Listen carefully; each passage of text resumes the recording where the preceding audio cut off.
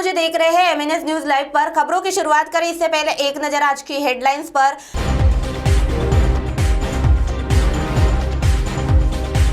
महाराष्ट्र में बुधवार रात 8 बजे से सख्त पाबंदियां लागू।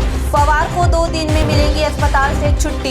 लगातार तीसरे साल अच्छी होगी बारिश। आइए देखते हैं खबरें अब विस्तार से।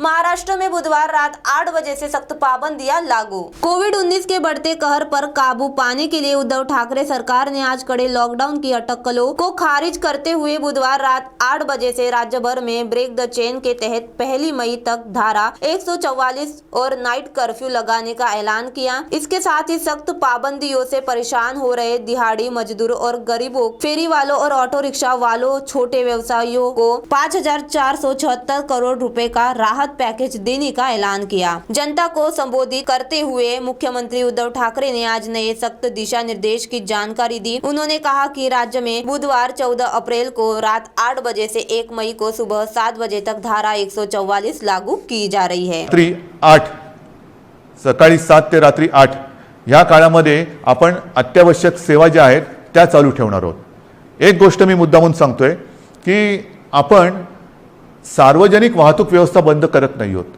म्हणजे लोकल्स बंद करत नाही आहोत, बस सेवा बंद करत नाही आहोत, मात्र त्या केवळ आणि केवळ आवश्यक अतिआवश्यक कामासाठीच वापरल्या जातील। आणि त्यातून त्या चालू का ठेवतोय तर जीवनावश्यक सेवा सुविधा देणारा जो कर्मचारी वर्ग आहे त्याचं येणं जाणं, कारण त्या जर का बंद पडल्या म्हणजे पाणी आहे, आपले सफाई कामगार आहेत, त्यांना कुठेही तसं आपण सांगू शकत नाही वर्क फ्रॉम होम, घरी राहा आणि शहर स्वच्छ करा, घरी राहा आणि शहराचा पाणी पुरवठा सुरळीत ठेवा, नाही, त्यांना संकट असो वा नसो आपल्यासाठी आपल्याला सेवा सुविधा देण्यासाठी रोज कामावर यावंच लागणार आहे। आणि म्हणून त्यांची ये जा ही सुलभतेने व्हावी म्हणून आपण पब्लिक ट्रान्सपोर्ट हे चालू ठेवतो आहोत।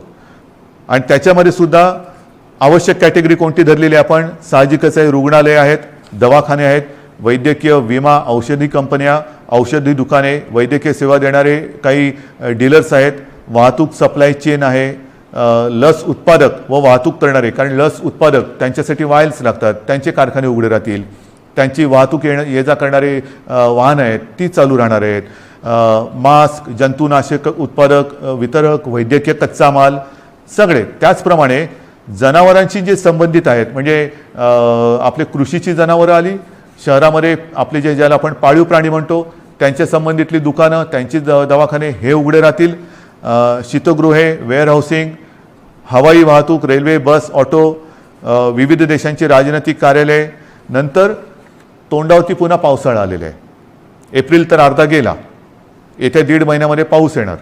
पावसाळ्याची जी काही कामं आहेत ती पावसाळी पूर्वच करावी लागतात, तर ती पावसाळ्यासाठीची पावसाळी पूर्वीची जी कामं आहेत ती सगळी चालू राहतील। तो वही दूसरी ओर पवार को 2 दिन में मिलेंगी अस्पताल से छुट्टी। राकांपा प्रमुख शरद पवार को अगले 2 दिन में अस्पताल से छुट्टी मिल जाएगी। उप मुख्यमंत्री अजित पवार ने आज यह जानकारी दी। पवार की सोमवार को पित्ताशय की सर्जरी की गई थी। अजित पवार और उनकी पत्नी ने आज ब्रिज कैंडी अस्पताल में शरद पवार से मुलाकात की। बाद में अजित पवार ने बताया सर्जरी के बाद राकांपा प्रमुख की तबीयत ठीक हो रही है, अगले 2 दिनों में उन्हें छुट्टी दे दी जाएगी। इससे पहले गत 30 मार्च को राकांपा अध्यक्ष की पित्त वाहिनी से पथरी निकालने के लिए अस्पताल में आपातकालीन एंडोस्कोपी की गई थी। तो वही तीसरी और लगातार तीसरे साल अच्छी होंगी बारिश। मौसम संबंधी पूर्वानुमान व्यक्त करने वाली निजी एजेंसी स्काईमेंट वेदर ने मंगलवार को कहा कि जून से सितंबर के दौरान देश में 75% से अधिक वर्षा का